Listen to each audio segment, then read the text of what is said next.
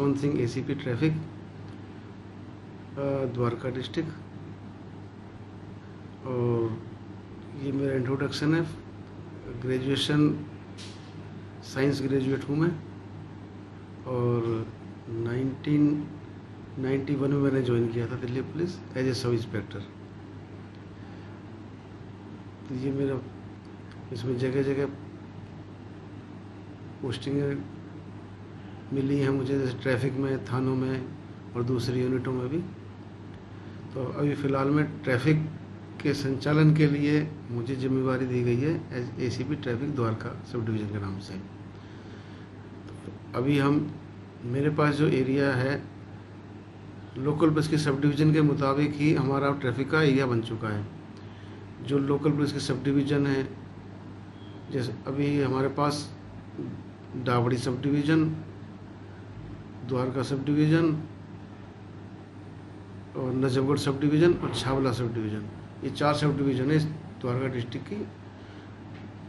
इनके एरिया में पड़ने वाले सभी सड़कों, मेन सड़कों की ट्रैफिक संचालन व्यवस्था की देखरेख हम कर रहे हैं। इसमें हमारे पास 4 सर्किल बन गए और फिलहाल में हमारे 3 सर्किलों के ट्रैफिक इंस्पेक्टर लगे हुए हैं। एक नया सर्किल बना है छावला का, तो उसका काम दूसरे टीआई देख रहे हैं। और अभी दिल्ली में जैसे वाहन बढ़ते जा रहे हैं, वैसे सड़कों पे भी ट्रैफिक समस्या होती जा रही है। हमें जहाँ द्वारका में जहाँ ज़रूरत पड़ी हमने ट्रैफिक सिग्नल भी लगाए हैं। हर जगह सिग्नल नहीं लगाया गया है। जहाँ ट्रैफिक का वॉल्यूम बहुत कम है वहाँ सिग्नल नहीं लगाए गए हैं, लेकिन अगर वहाँ पे ब्लाइंड टर्न है तो एज ए प्रिकॉशनरी हम ब्लिंकर लगाते हैं उस जगह पे, ताकि जो दूर से गाड़ी आ रही है वो ब्लिंकर एज ए सावधानी से पता लग जाए कि आगे ट्रैफिक इंटरसेक्शन है कुछ, वहाँ से कोई और गाड़ी आ सकती है, तो अपना सावधानी से वहाँ पर वो अपनी गाड़ी को चलाए। कुछ अब टी जंक्शन टाइप में कुछ ऐसे हैं जहाँ पे हमें अभी ब्लिंकर की भी ज़रूरत नहीं है। तो कुछ सड़कें ऐसी हैं द्वारका में जहाँ बहुत कम ट्रैफिक है, लेकिन जहाँ पे जो मेन सड़कें हैं हमारी द्वारका की, जैसे एक पालम फ्लाईओवर से सीधा द्वारका मोड़ को कनेक्ट करते हैं नजफगढ़ रोड पे, और एक रोड चलती है हमारी डावड़ी से गुड़गांवा रोड। इस पे बहुत ज़्यादा ट्रैफिक वॉल्यूम रहता है। इस पे हमारा मैक्सिमम स्टाफ रहता है मेन कॉरिडोर पे। जहाँ ज़्यादा से ज़्यादा गाड़ी चलती हैं हम वहाँ पे अच्छे से रेगुलेट कर सकें। लेकिन इन में भी हमें एक दिक्कत आती है कि द्वारका में स्कूलों की संख्या बहुत ज़्यादा है और तकरीबन सभी का एक ही टाइम है। मॉर्निंग में सभी स्कूलों का 7 से 8 के बीच का टाइम है, चाहे नर्सरी क्लास हो, सीनियर सेकेंडरी हो।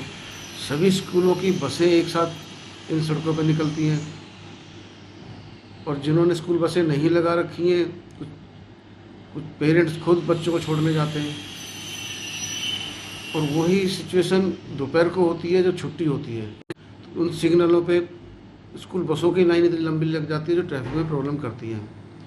तो हमारा उस टाइम मेन मकसद रहता है, ट्रैफिक लाइट तो लगी हुई हैं, हम उन लाइट्स को ट्रैफिक के वॉल्यूम के ज़रूरत के मुताबिक हम उनको ऑपरेट करते हैं। जिधर ज़्यादा ट्रैफिक है, जिधर ग्रीन सिग्नल की ज़्यादा डिमांड है, हम उधर एक्स्ट्रा टाइम देते हैं। जहाँ कम ट्रैफिक वॉल्यूम होता है, कम ट्रैफिक की टाइम की ज़रूरत है, उसको हम थोड़ा कम टाइम देते हैं ताकि ट्रैफिक हमारा सुचारू रूप से चलता रहे। लेकिन उस टाइम हमारी सड़कों की कैपेसिटी भी उस टाइम ट्रैफिक वॉल्यूम के मुताबिक बहुत कम हो जाती है। जब ट्रैफिक नहीं होता है तो हमारे 2 लेन की सड़क भी काफ़ी सफिशिएंट होती है, लेकिन जब ट्रैफिक वॉल्यूम बढ़ जाता है तो हमारी 3 लेन की सड़क भी कम पड़ जाती है, तो इसलिए वाहनों की लाइन भी लंबी लग जाती है। और अभी जैसे त्योहारी सीज़न चल रहा है, अभी रामलीला शुरू होंगी, दशहरा भी आएगा, दूसरे त्यौहार भी आने वाले हैं। तो इसमें सड़कों पे और ज़्यादा यातायात बढ़ेगा, वाहन बढ़ेगा, लोग अपनी गाड़ियों से ज़्यादा निकलेंगे, बाज़ार में जाएंगे, ख़रीदारी करेंगे, अपने ऑफिस टाइम के अलावा जो हमारी रूटीन में गाड़ियाँ होती हैं, अब शनिवार इतवार के हो सकता है लोग शॉपिंग के लिए ज़्यादा निकलें, जैसे अभी सभी शनिवार इतवार ट्रैफिक वॉल्यूम कम होता है सड़कों पे, तो हमें उम्मीद है कि ये भी आगे बढ़ेगा। हम उसी हिसाब से अपनी तैयारी कर रहे हैं, सड़कों पे दोबारा से देख रहे हैं, सर्वे कर रहे हैं कहाँ हमें कितने स्टाफ की ज़रूरत पड़ सकती है, उसी हिसाब से हम अपना स्टाफ डिप्लॉय करेंगे अपने पूरे द्वारका सब डिवीज़न में। और इसमें द्वारका सर्किल में ही हमारे सबसे ज़्यादा इंटरसेक्शन है, सब थोड़ी थोड़ी जगह पे लाल बत्तियाँ हैं। उसका हमें बेनिफिट ये भी मिलता है कि अगर कहीं जाम होता है तो जिनको यहाँ के रास्ते पता है उस जगह को छोड़ के दूसरी जगह से निकल जाते हैं। यहाँ पे हमें ये फ़ायदा मिलता है कि कोई भी ऐसा जाम नहीं लगता है कि किसी का आदमी एक्स्ट्रा टाइम वेस्ट हो। फिर भी हम कोशिश करते हैं, और हमारे काफ़ी सिग्नल लगे हुए हैं, करीब 70 से 80 के करीब लाइट सिग्नल लगे हुए हैं हमारे द्वारका, अकेले द्वारका में। तो वो भी हम कोशिश करते हैं, सुबह शाम चेक करते हैं कोई प्रॉब्लम तो नहीं है, ख़राबी तो नहीं है, और उन एजेंसियों से हम उन्हें टाइम से ठीक कराने की कोशिश करते हैं,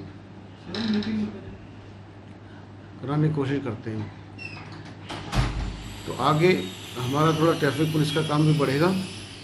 हम थोड़ा वाहन चालकों से भी कहना चाहेंगे, जो ट्रैफिक बढ़ेगा वॉल्यूम भी बढ़ेगा, तो ज़्यादातर ये टू व्हीलर वाले जो वाहन चालक हैं वो सबसे ज़्यादा अनसेफ हैं सड़कों पे।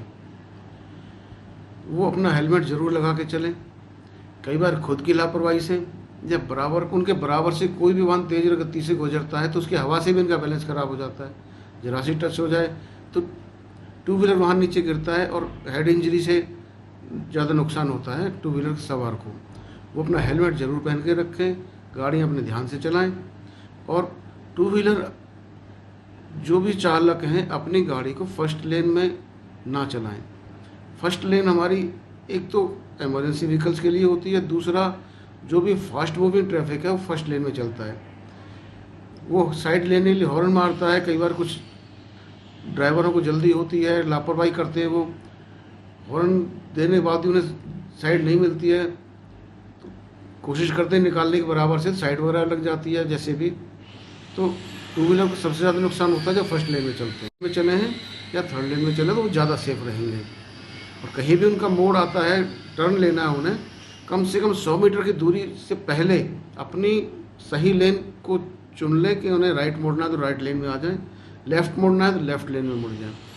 कभी कोशिश ना करें आप लेफ़्ट लेन से में चल रहे हैं और बिल्कुल चौराहे पे जाके आप राइट में जाएंगे, पीछे से कोई गाड़ी आ रही है आपको हिट कर सकती है और नुकसान हो सकता है। हमारी तरफ से यही सलाह है। बाकी सभी वाहन चालक अपनी गाड़ियाँ ध्यान से चलाएं, क्योंकि घर से निकलते हैं वो ये सोच के रखें कि घर पे उनका कोई इंतज़ार कर रहा है। जैसे हंसी खुशी घर से निकले हैं वैसे ही हंसी खुशी अपने घर अपने परिवार में के पास पहुँचे, सब उनके साथ सब अच्छा रहे।